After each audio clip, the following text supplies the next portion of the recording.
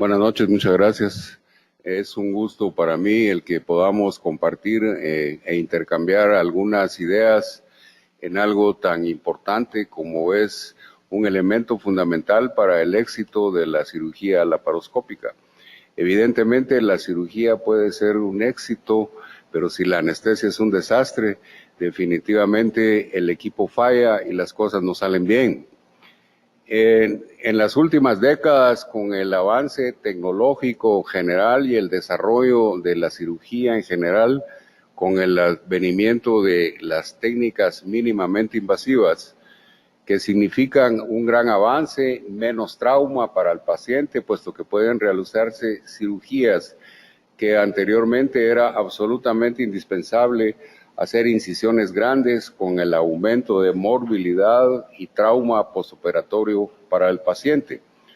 Al mismo tiempo que la ciencia y tecnología quirúrgica con mejor instrumental ha avanzado, también las necesidades y requerimientos de conocimientos y de monitoraje anestésico para el éxito de este tipo de cirugía también exige demandantemente una actualización continua, porque nos enfrentamos a cambios que ocurren durante cirugía que anteriormente no veíamos. Con la cirugía abierta no veíamos los cambios hemodinámicos, ventilatorios, respiratorios, que vamos a ver que pueden ocurrirse con la ocurrencia del neumoperitoneo.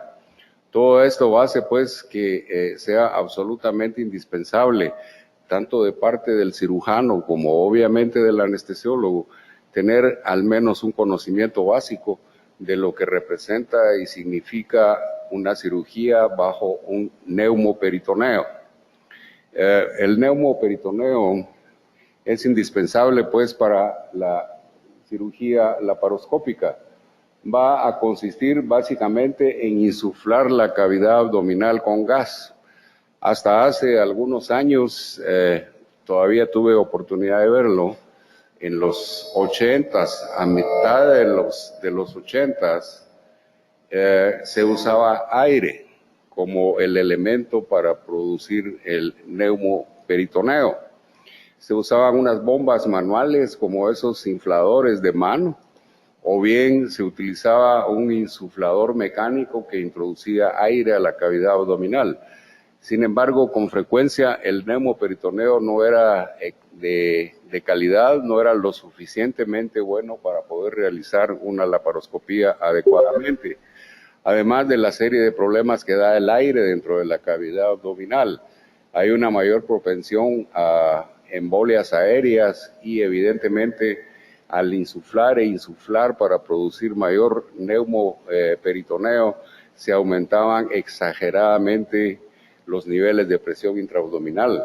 Como vamos a ver, la presión intraabdominal es mandatoria, debe de ser controlada porque va a mediar muchísimo en cuanto a las alteraciones fisiopatológicas que vamos a experimentar. Entonces, en la evolución de esto, en la época actual, prácticamente y exclusivamente es el CO2, el gas de elección para producir el neumoperitoneo. Y es utilizado ampliamente por sus características de alta difusibilidad, que es prácticamente inerte, fisiológica y químicamente, de manera que nos brinda la mejor condición para realizar un neumoperitoneo. Naturalmente que mediante el manejo anestésico se va a evitar, como veremos, las complicaciones que pueden ser secundarias a la utilización del CO2 como el elemento para producir el neumoperitoneo.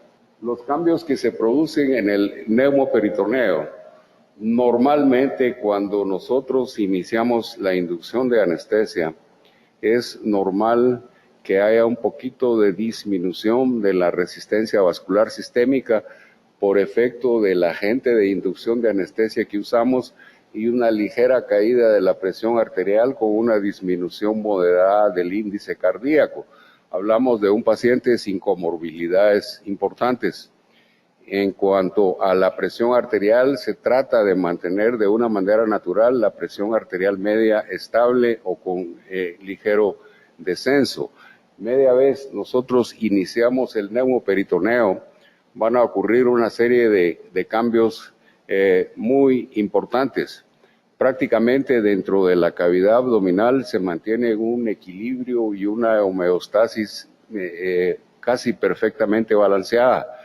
Temperatura, líquido peritoneal y la presión intraabdominal usualmente mantienen esa homeostasis y equilibrio que permite un balance sin producir problemas.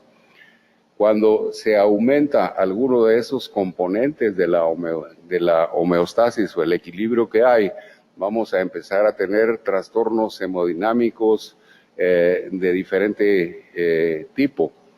Básicamente el neumoperitoneo va a producir ese tipo de cambios, independientemente del gas que se use, actualmente es el CO2 como lo platicamos, y los cambios van a producir alteraciones a nivel hemodinámico, a nivel cardiovascular, a nivel respiratorio, metabólico, fisiológico en general, porque inicialmente, como platicábamos, con la inducción de la anestesia hay una reducción leve a moderada, depende de la condición del paciente y de la técnica utilizada en la inducción de la anestesia, disminuye ligeramente la presión arterial y con eso baja ligeramente también el índice cardíaco.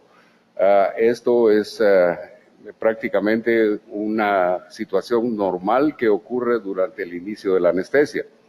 Cuando nosotros vamos a utilizar un neumoperitoneo, vamos a enfrentar una serie de cambios que van a alterar la función cardiovascular, la función respiratoria, la función renal, la función hepática, etcétera. En varios aparatos y sistemas del organismo se van a ver afectados directamente. Y esto es lo que se conoce como el síndrome del compartimiento del neumoperitoneo. Es decir, es inevitable que exista alteraciones fisiológicas a nivel de estos sistemas. Y como primera situación que vamos a encontrar al iniciar el neumoperitoneo es que va a producirse, como lo veremos específicamente en cada sistema, pero inicialmente va a haber una respuesta del sistema nervioso simpático. El sistema nervioso simpático se distiende al empezar a crear el aumento de la presión intraabdominal, se afecta al sistema nervioso simpático y produce respuestas. Una de las respuestas inmediatas que vemos con mucha frecuencia, y por eso es que le insistimos al cirujano la importancia de hacer el neumoperitoneo con un flujo de gas muy bajo para no hacer un neumoperitoneo muy rápidamente, porque esas respuestas pueden verse aumentadas con la velocidad de flujo que se está produciendo. Y naturalmente vamos a hablar de la importancia de controlar la presión intraabdominal. ¿Cuál es la presión que debemos tratar de mantener dentro del abdomen para que haya condiciones óptimas para operar y condiciones que causen menos efectos sistémicos y cardiovasculares en el paciente? Entonces, inicialmente lo que vamos a ver es taquicardia como respuesta inmediata. Posiblemente, si hay una respuesta simpática aumentada, vamos a ver lo contrario, ligera presencia de bradicardia, y en general vamos a ver un aumento de las resistencias sistémicas, tanto la resistencia vascular como general, como la resistencia a nivel de circulación pulmonar aumenta la presión intraperitoneal y eso empieza a producir una serie de cambios hemodinámicos que son significativos. Entonces, lo que hablábamos, con la inducción de la anestesia, nosotros vamos a tener una disminución de la presión del llenado del ventrículo izquierdo. Esto es ocurrido prácticamente, digamos, lo que es un evento normal al inducir un estado de anestesia. Esto hace que el índice cardíaco baje ligeramente y naturalmente que la severidad de esto dependerá del agente de inducción de anestesia que estemos usando y la velocidad de la inducción de la anestesia. Es decir, que esto es una respuesta inevitable. y se trata de mantener de una manera natural como mecanismo de compensación del organismo una presión arterial media normal. Si nosotros también trabajamos para que esa presión no caiga al grado de que baje la presión arterial media. En el momento de producirse el neumoperitoneo con el CO2, vamos a ver primero lo que hablábamos, que hay un aumento de la presión arterial sistémica, aunque eso es transitorio. Hay un aumento de la presión pulmonar y todo esto va a conducir en un momento determinado a disminución del índice cardíaco. Si la presión intraabdominal aumenta, las presiones de llenado sanguíneo también aumentan y la presión de llenado sanguíneo y aumento de la presión venosa central también ocurre. Todo esto se va a producir en una alteración de flujo. El flujo venoso, por ejemplo, el flujo venoso a los órganos como riñones, hígado, el flujo esplácnico y demás, tiende a disminuir y puede llegar al grado de que en cirugías laparoscópicas prolongadas o de muy larga duración, esto comprometa el funcionamiento, al menos temporalmente o peroperatoriamente, de estos órganos. Vemos entonces que puede producirse una disminución del flujo venoso femoral, es decir, una disminución del retorno venoso de los miembros inferiores con éstasis a nivel de miembros inferiores. Va a haber una disminución del retorno venoso en general y esto va a causar como resultado una disminución de la precarga cardíaca. Hay varias cositas que en el camino es importante ir resaltando. Actualmente, al menos en este hospital, las cirugías laparoscópicas que consideramos que van a ir más allá de 1 o 2 horas, o si el paciente tiene factores de riesgos asociados, además de las medias de compresión normales que se usan, podemos utilizar utilizamos las medias de compresión neumática intermitente. Actualmente hay sistemas de compresión neumática intermitente que se equilibran y van balanceando de acuerdo a la presión intraabdominal que estamos manteniendo. Por ejemplo, si la presión intraabdominal que tenemos es de 15 o de 12, la presión en las medias neumáticas va a ser de 2 a 3 milímetros de mercurio superior a eso, no necesita ir más arriba.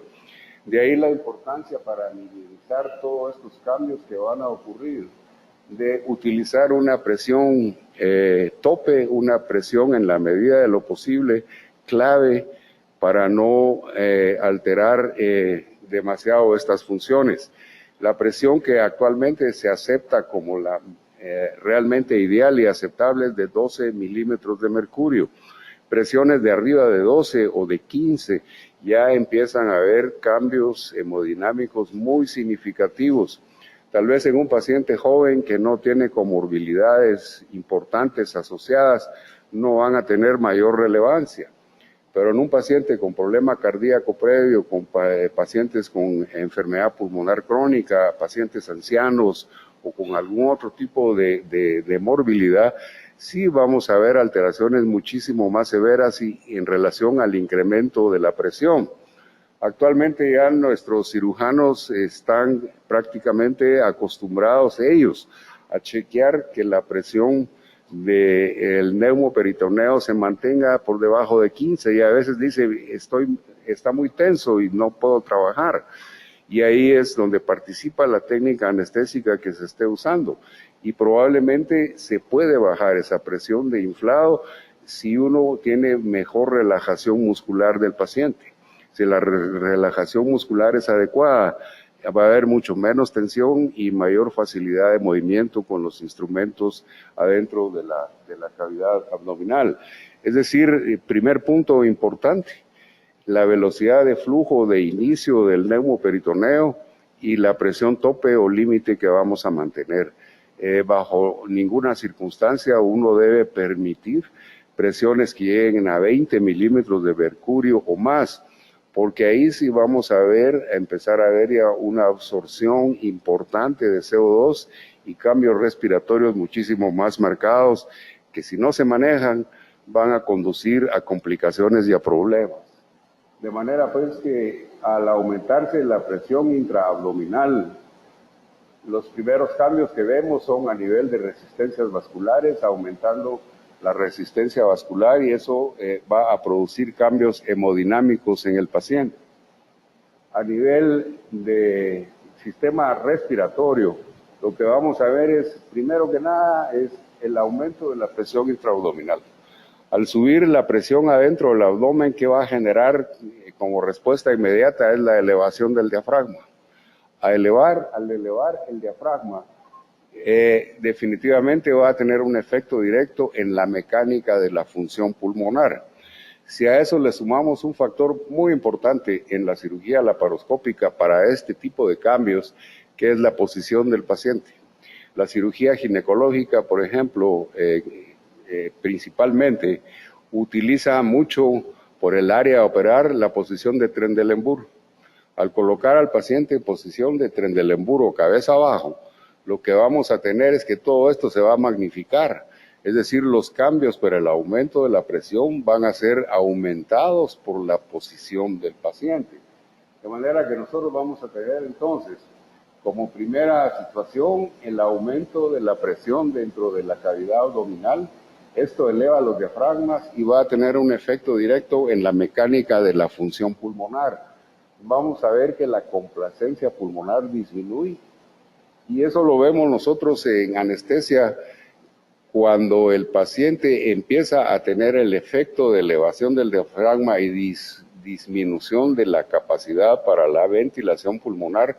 Usualmente las presiones inspiratorias o necesarias para llevar el volumen deseado a los pulmones del paciente empiezan a aumentarse.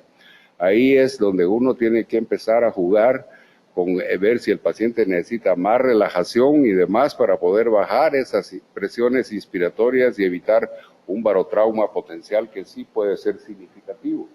Al ocurrir esto, lo que nosotros vamos a ver, que es lo que mencionábamos, hay un aumento de la presión de la vía aérea con un aumento de las presiones pico de ventilación.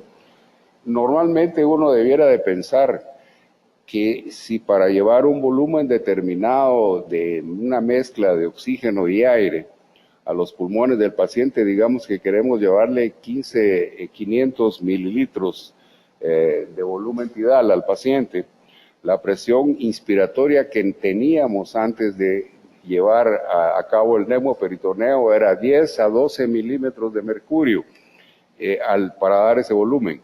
Con el neumoperitoneo presente, lo ideal es no permitir que esa presión necesaria vaya más de 10 milímetros de mercurio más arriba de lo que era inicialmente.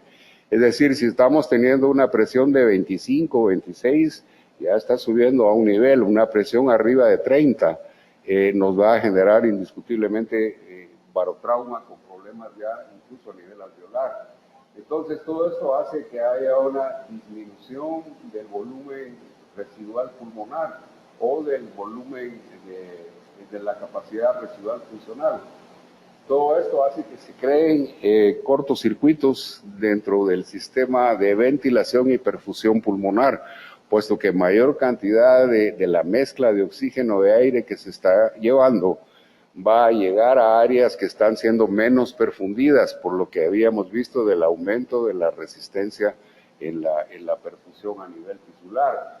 Entonces, todo eso nos puede conducir transoperatoriamente a telectasias que pueden ser de menor importancia, pero en cirugías de larga duración vamos a salir ya con el paciente en su posoperatorio, va a tener obviamente una complicación que puede ser una telectasia que empeore en el posoperatorio.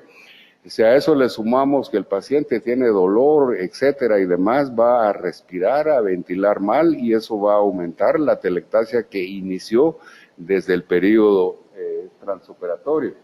Alteraciones pues de la relación ventilación-perfusión son presentes. Todo esto al final de cuentas puede conducir a un cuadro de hipoxia. La hipoxia va a ocurrir cuando hay mayor shunt o alteración de la ventilación-perfusión. Hay quienes piensan que para evitar la hipoxia hay que elevar las concentraciones de oxígeno, Eso es un manejo inadecuado. Para evitar la hipoxia tenemos que controlar todos estos factores. La presión intraabdominal, intraperitoneal debe ser regulada. Las presiones inspiratorias deben ser controladas mediante conseguir una buena relajación del paciente.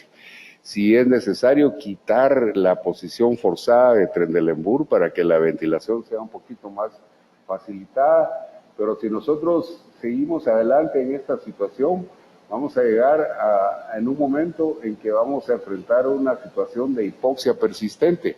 Entonces, ¿qué ocurre?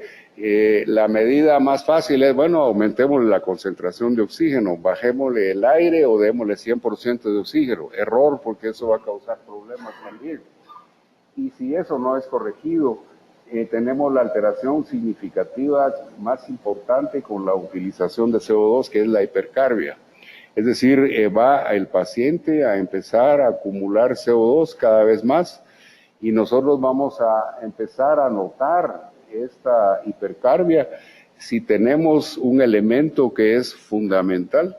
De hecho, en la época actual pareciera totalmente imperdonable hacer una cirugía laparoscópica con neumoperitoneo si no se tiene el monitoraje de capnografía.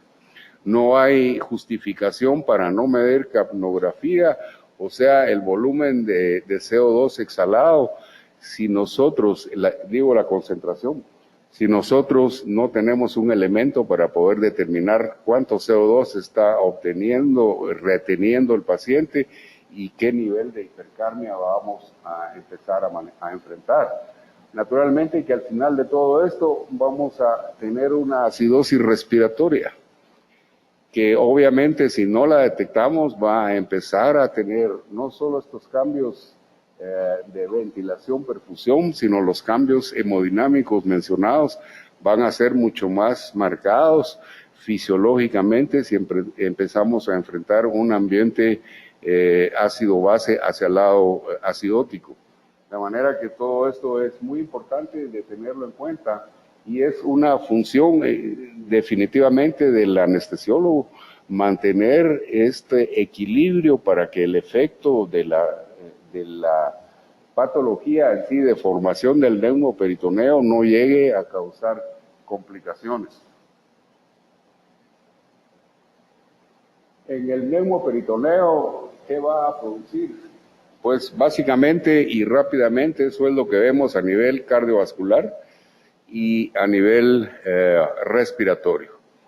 A nivel respiratorio lo más importante es evitar que llegue a ocurrirse una hipercarbia, controlar las presiones inspiratorias para evitar barotrauma y evidentemente pues ahí sí que la recomendación fundamental, evitar hipoxia. Ahora, al ocurrir el neumoperitoneo empiezan a haber alteraciones de flujo dentro de la cavidad abdominal y el flujo de ciertos órganos empieza a verse sacrificado.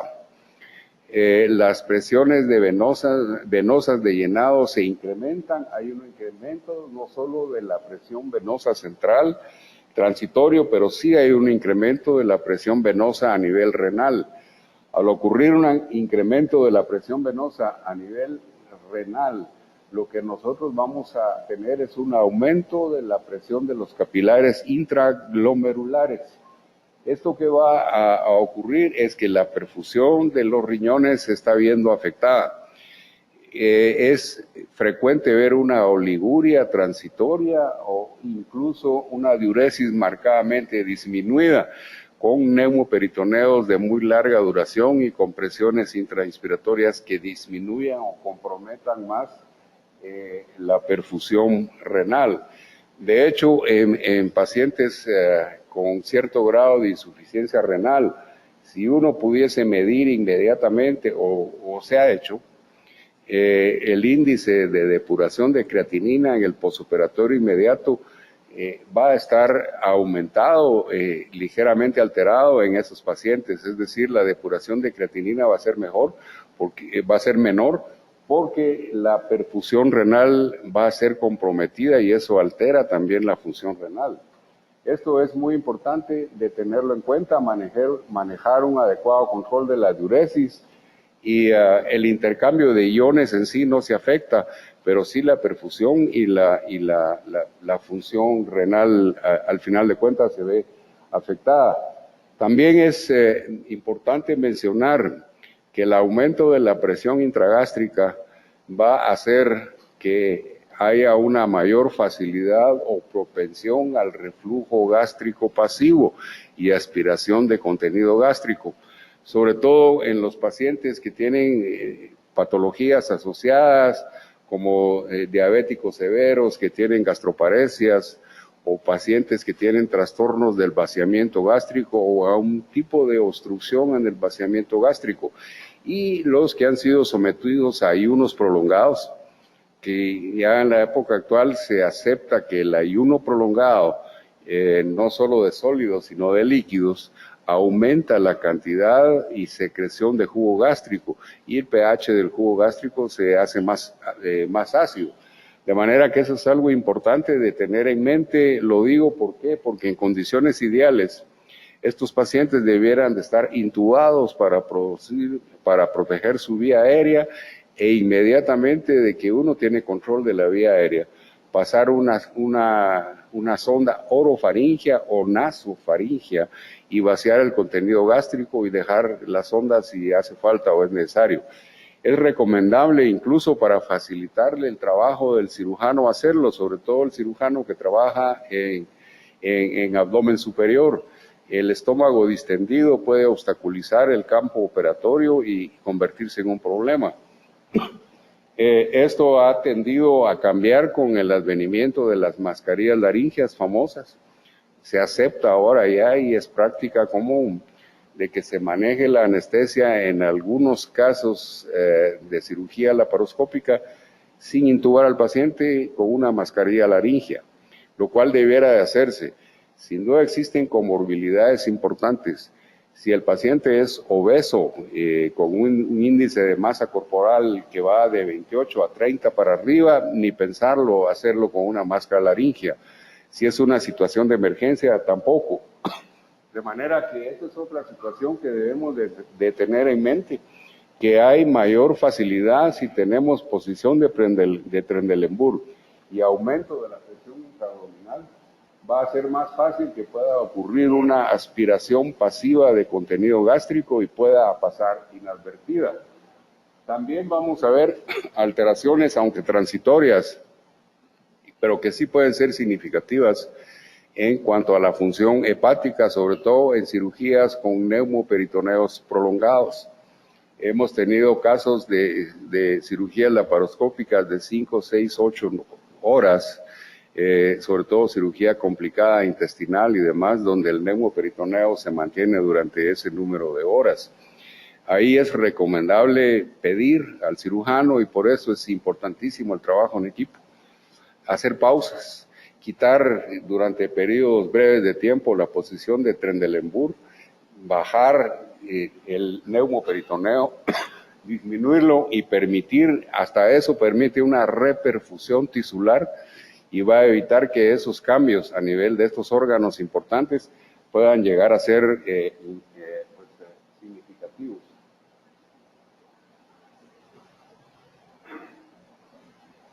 Va a haber también alteraciones, y esto es de lo más importante, en la fisiología del sistema nervioso central y alteraciones del sistema nervioso central y el cerebro en sí.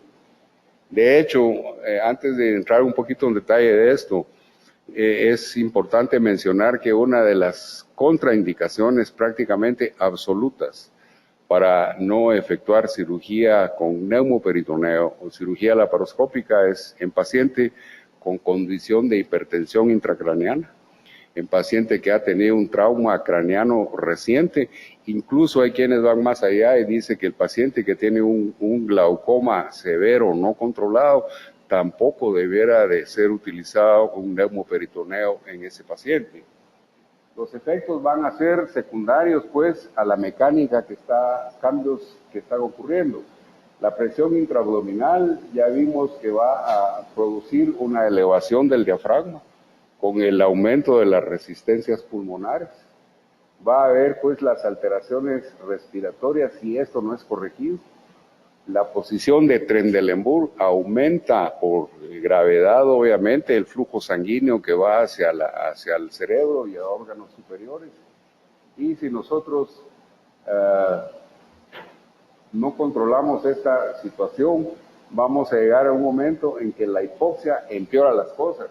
Y lo más importante es la hipercarbia. Por eso mencionábamos lo fundamental que es para una cirugía laparoscópica tener el mecanismo de poder medir el nivel de CO2 que el paciente está manejando. Recordemos que el CO2 es el mayor determinante del flujo sanguíneo cerebral. Prácticamente de una manera exponencial, a mayor concentración de CO2, mayor va a ser el flujo sanguíneo cerebral, porque el CO2 produce vasodilatación. Y en una situación en la cual los mecanismos de autorregulación cerebral podrían estar comprometidos con el paciente postrauma o con problema intracraneano, obviamente cualquier elevación del CO2 va a producir un aumento de la presión intracraneana por aumento del flujo sanguíneo cerebral. Eso está ampliamente demostrado y de hecho ha sido una de las contraindicaciones ya ampliamente reconocidas, en las cuales la cirugía laparoscópica debe de descartarse definitivamente. Entonces, para hablar un poquito rápidamente, porque a muchos, a no ser que haya anestesiólogos, es importante el manejo anestésico. El cirujano lo que quiere es una condición quirúrgica ideal para poder trabajar. Pero por eso mencionábamos que lo ideal es el trabajo en equipo para poder mantener la comunicación adecuada y llevar las condiciones ideales para el éxito de esta cirugía. En cuanto al manejo anestésico y evaluación preoperatoria, de lo más importante es en realidad efectuar una evaluación y una visita preoperatoria a estos pacientes.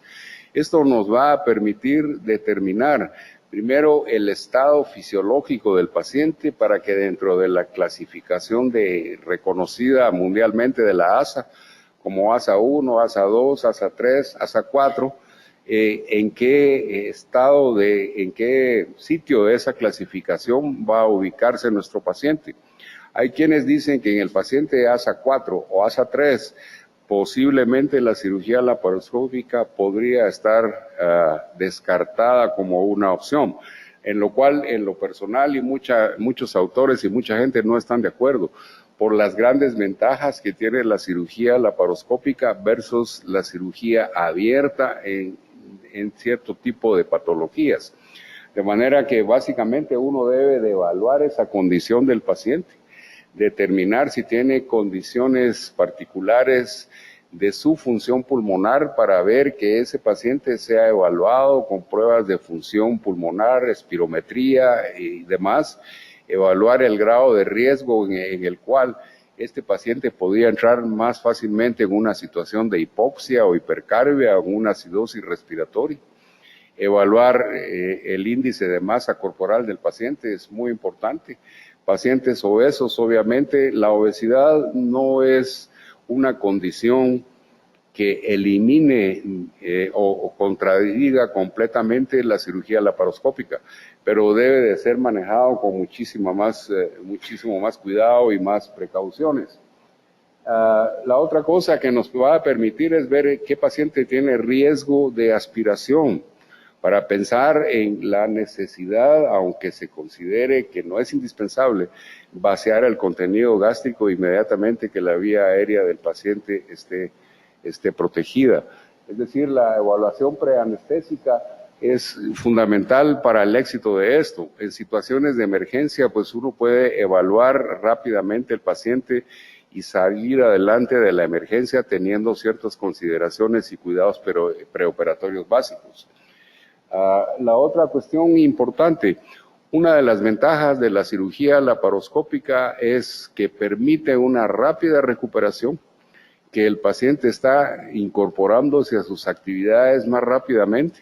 Incluso los ginecólogos que hacen cirugía ginecológica aquí en el hospital, los hemos visto que en la tarde levantan a los pacientes, las sacan de la cama, empieza la movilización, empieza la dieta y entramos a los protocolos actuales que existen, que va desde el protocolo de prevención, que se le ha conocido por años como Preventive, y actualmente los protocolos de ERAS o el IRAS famoso, que no son nada más que ambulación temprana, prevención de complicaciones, y para eso evidentemente la evaluación preoperatoria va a ser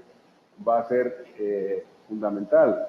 En cuanto a la medicación preanestésica, resultaría contradictorio si se va a usar una técnica quirúrgica que lo que busca es incorporar rápidamente al paciente a su actividad normal o sacarlo de la sala de recuperación lo más pronto posible, premedicar a esos pacientes que tengan un efecto con medicamentos, que tengan un efecto sistémico muy prolongado, como se usaba hasta hace algunos años, de rutina, darle un narcótico subcutáneo o intramuscular al paciente como parte de la premedicación.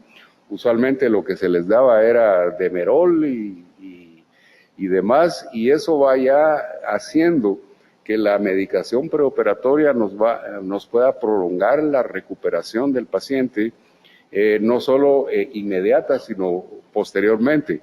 Entonces la premedicación anestésica ha variado considerablemente. Tal vez de lo más importante de la premedicación, digamos de la preparación preanestesia que hay actualmente, son los cambios en los conceptos del tiempo de ayuno. Líquidos claros o líquidos, agua por ejemplo, se ha llegado a conclusiones de que puede ser utilizada en cantidades moderadas, por supuesto, 1 a 2 horas incluso antes de ir a la sala de operaciones, pero con frecuencia seguimos viendo el ayuno completo de líquidos, de sólidos por supuesto, y de líquidos en niños, que van a ir a la sala de operaciones, por ejemplo, a las 7 u 8 de la mañana, y están en ayunas desde las 10 de la noche del día siguiente, y también ocurre con adultos, lo cual es innecesario porque hemos visto que entonces hay un aumento del contenido gástrico y el pH gástrico también cambia a niveles ácidos. Una de las cosas importantes que se ha asociado a la cirugía laparoscópica es náuseas y vómitos posoperatorios. De hecho, hay cirugía laparoscópica como la cirugía renal, la cirugía de vías urinarias y demás, que tiene una asociación significativa estadísticamente con la presencia de náuseas y vómitos posoperatorios.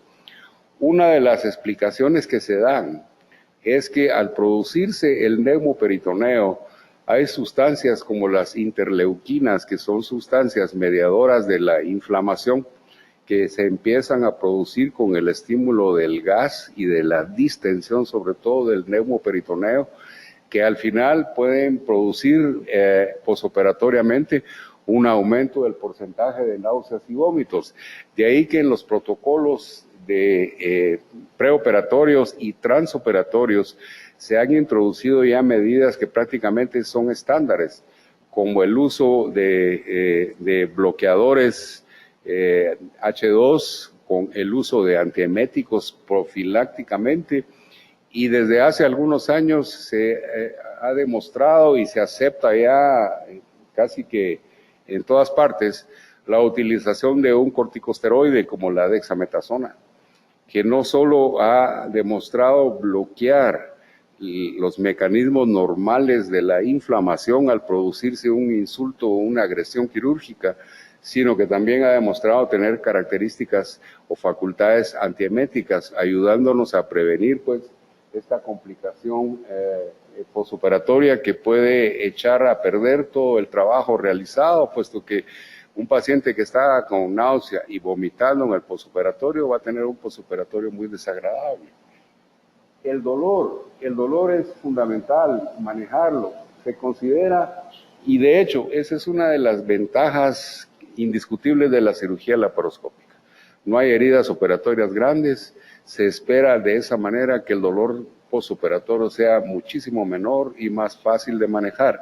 Sin embargo, eso no quiere decir como muchas colegas dicen, no, si no duele, eso no le va a doler. No, eso no resulta ser cierto.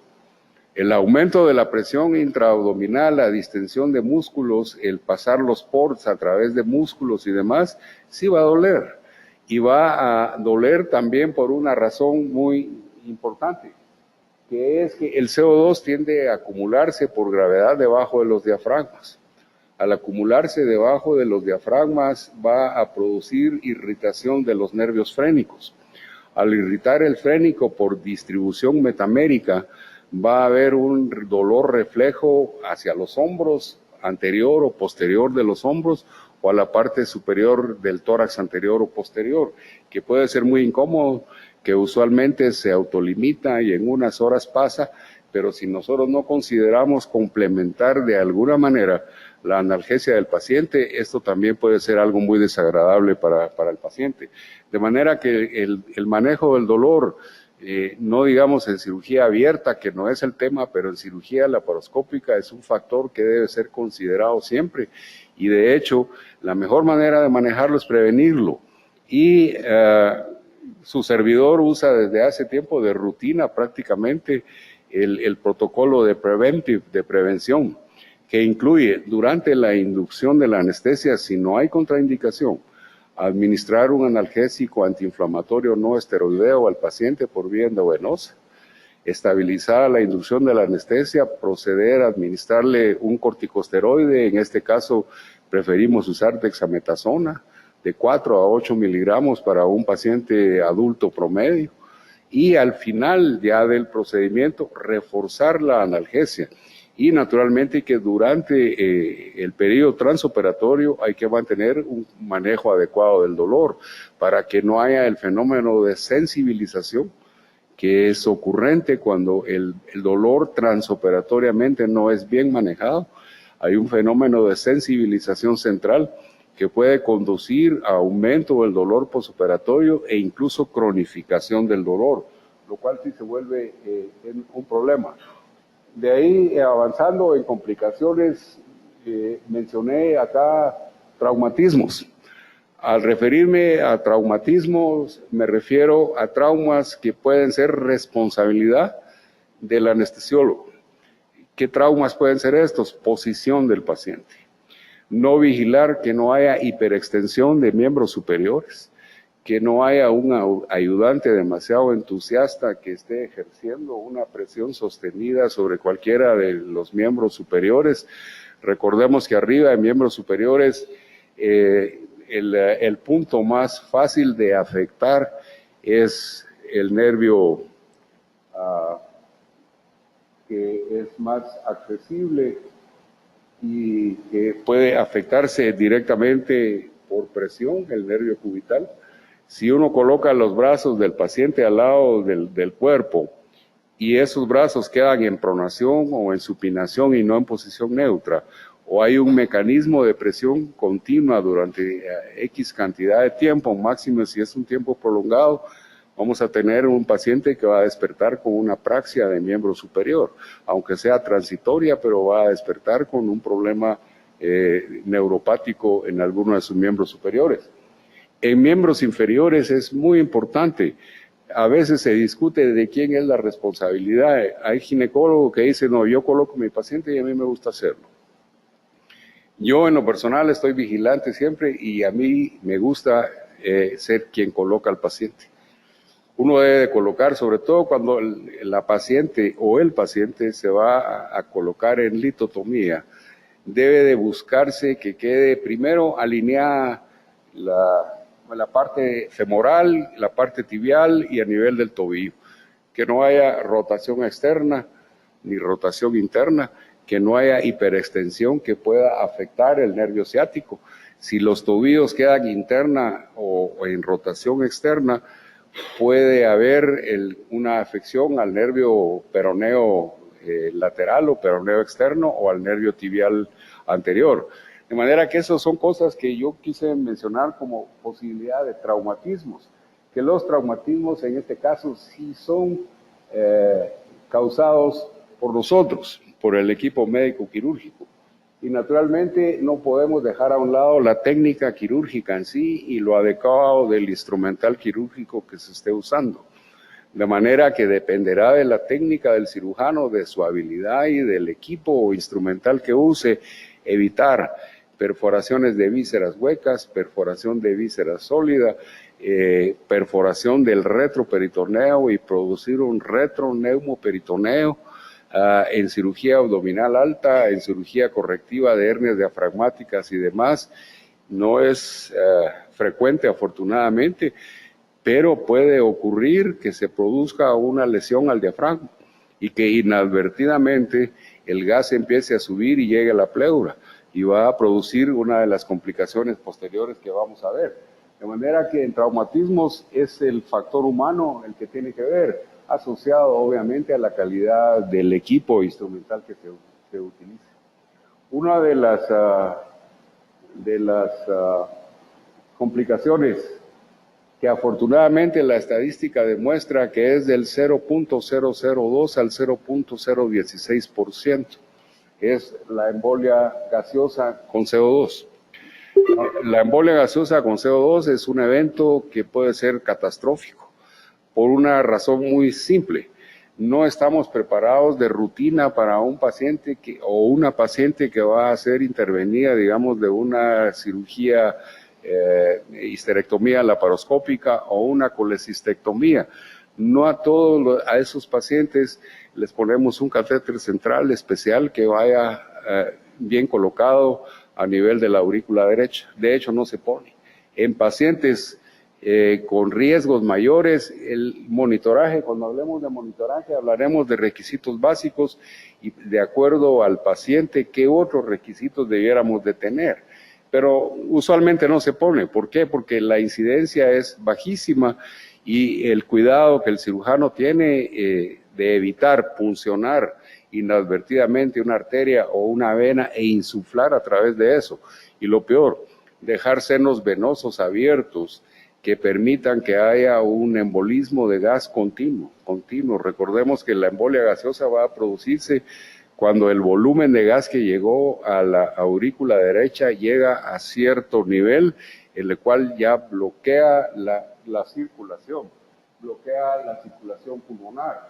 Entonces la embolia gaseosa es una complicación rara, pero seria, grave, porque usualmente no tenemos la preparación para eso.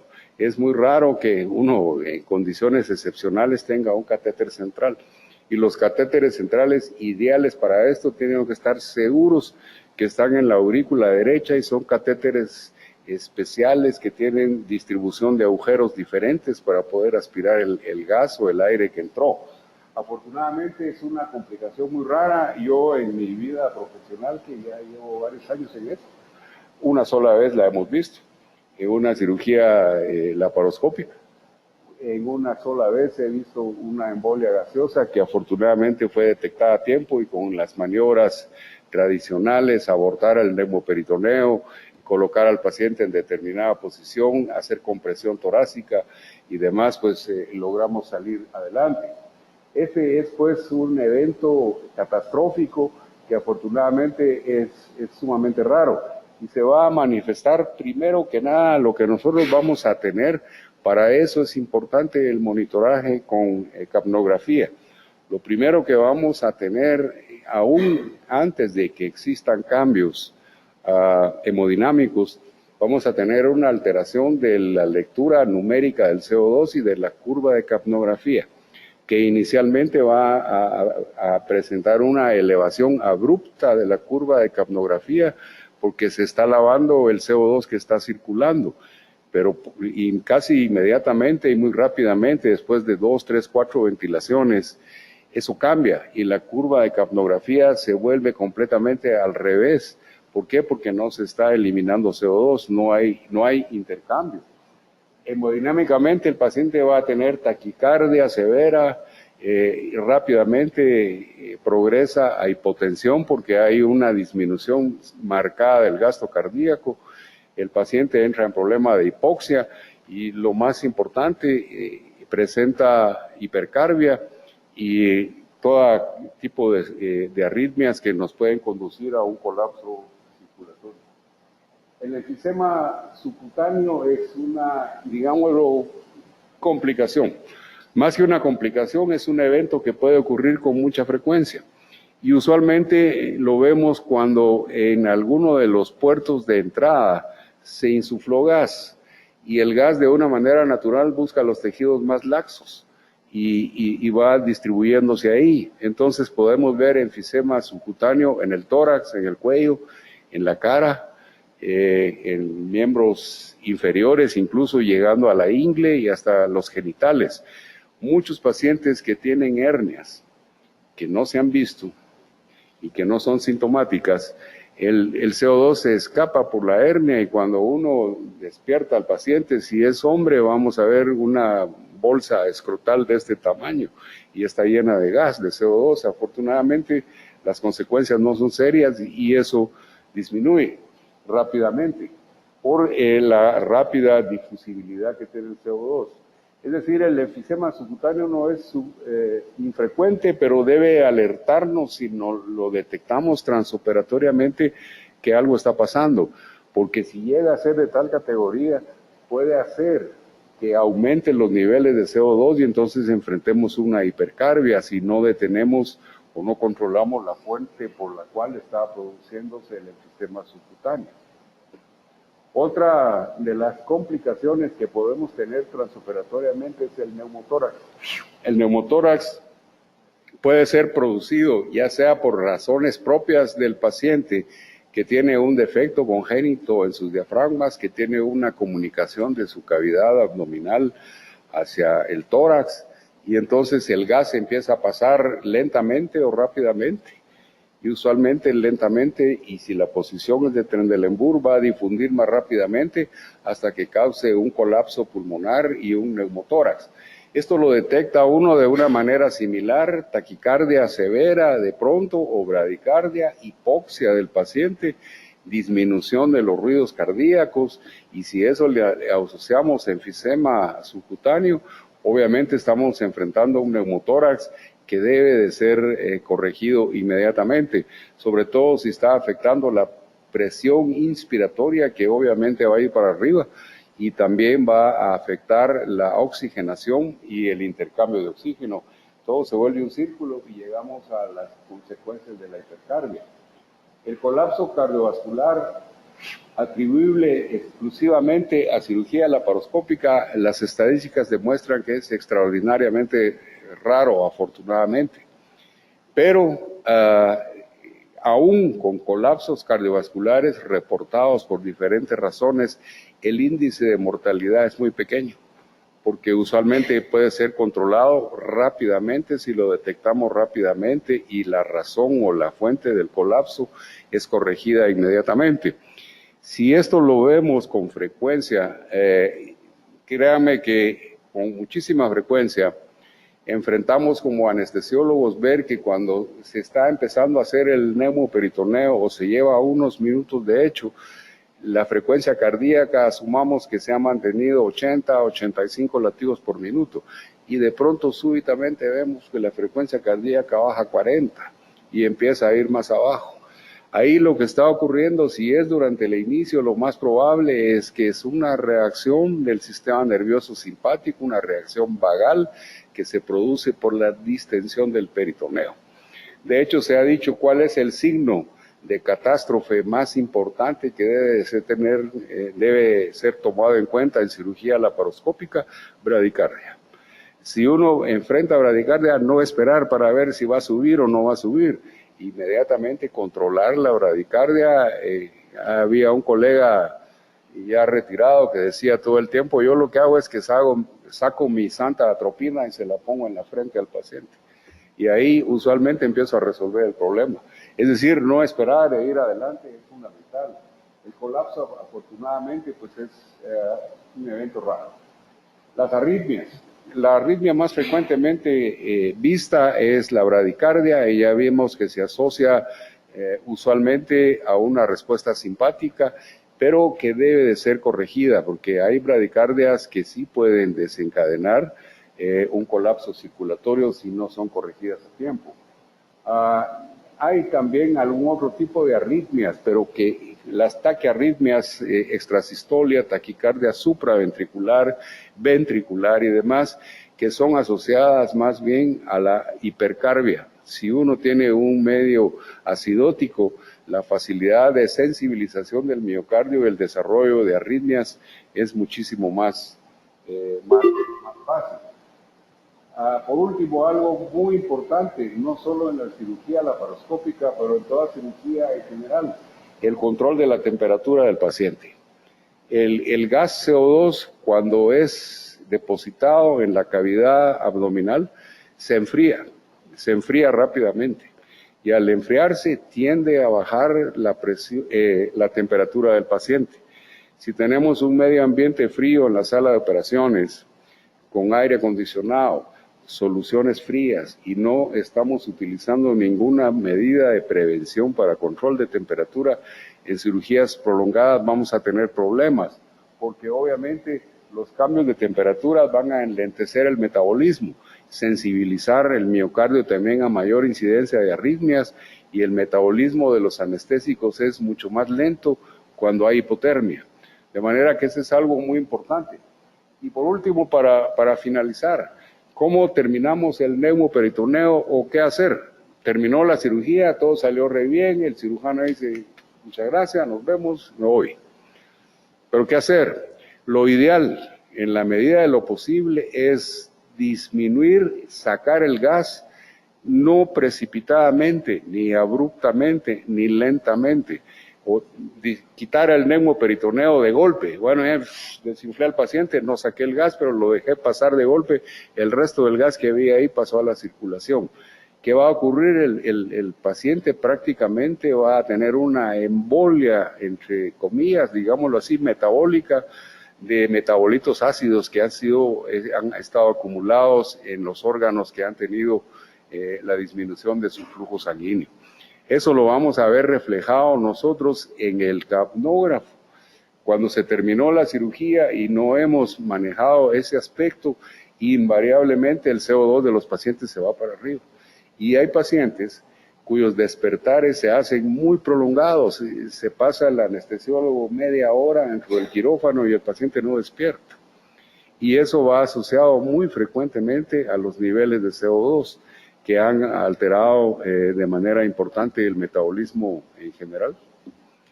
De manera que muchas gracias por la paciencia y la atención. Espero que hayamos logrado completar al menos los aspectos fundamentales del manejo y complicaciones anestésicas del neumoperitoneo. Si hay preguntas o comentarios, con mucho gusto. Buenas noches. Yo primero quiero agradecer al doctor Escobar por la anuencia que tuvo el día de hoy para estar aquí con nosotros. Hubo un error de comunicación de parte de nosotros para con él y no se le hizo llegar la invitación por las vías adecuadas, y él pues muy amablemente está hoy con nosotros a pesar de haber tenido que correr con la presentación y todo. Así que primero una disculpa, doctor, y segundo un agradecimiento por estar con nosotros hoy. Quizás mi comentario va en relación nada más a algo que usted mencionó que creo que es fundamental en cualquier campo quirúrgico, pero en este en particular creo que se vuelve vital, y es el trabajar en equipo, ¿verdad? A nosotros nos ha pasado ya en algunas ocasiones de que el anestesiólogo nos pregunta a cuánta presión están trabajando, ¿verdad? Y ahí es donde nosotros, si se recuerdan el comentario que se hizo la semana pasada en relación al orden que tiene que tener la torre de laparoscopía, el anestesiólogo tiene que tener la capacidad de poder ver el monitor del insuflador para poder saber a qué presión se está trabajando, y tiene que ser algo que es visual para todos. Pero en el momento que el anestesiólogo nos pregunta a qué presión están trabajando es porque algo está viendo él en su monitor, ¿verdad? Y generalmente lo que está viendo es precisamente la bradicardia, ¿verdad? Y cuando el anestesiólogo le dice a uno, mira, bájale el neumo, uno tiene que hacer caso, ¿verdad? Hay dos actitudes que pueden pasar. Una, de que el cirujano haga caso, y el otra es que el cirujano le diga, espérate, ahorita no puedo. Pero espérate, ahorita no puedo puede significar una complicación más seria, porque puede ser que esa bradicardia, pues como bien decía el doctor, tenga ya después consecuencias más importantes. Entonces, mi consejo es que si el anestesiólogo les está preguntando, ya algo él está viendo, y si les dice que bajen el neumoperitoneo, bájenlo. Va a ser más fácil, y generalmente eso se va a presentar al inicio de la cirugía, no tanto ya cuando uno esté en vasos o en algo que esté sangrando o algo así. Cualquier cosa que estén haciendo ustedes en ese momento puede esperar para después, en el 99% de los casos. Entonces, si les dicen, baje el neumoperitoneo, ustedes simplemente desconecten la manguera del CO2 y dejen la llave abierta y quédense esperando hasta que el anestesiólogo les diga que ya pueden regresar. Porque si no, realmente van a tener complicaciones y complicaciones serias por algo que se hubiera podido solucionar, simplemente por algo tan sencillo, pero que a veces nos cuesta tanto, que es trabajar en equipo, ¿verdad? Entonces, como parte de la parte quirúrgica, yo lo que les digo es, ustedes tienen que estar siempre del lado del anestesiólogo. O sea, háganle caso. En ese momento el anestesiólogo es su ingeniero de vuelo. Si el ingeniero de vuelo le está diciendo que algo está malo, tienen que hacerle caso, ¿verdad? Bueno, entonces, después de la magistral clase que nos dio el doctor el día de hoy, yo quisiera que le diéramos un gran aplauso por la charla.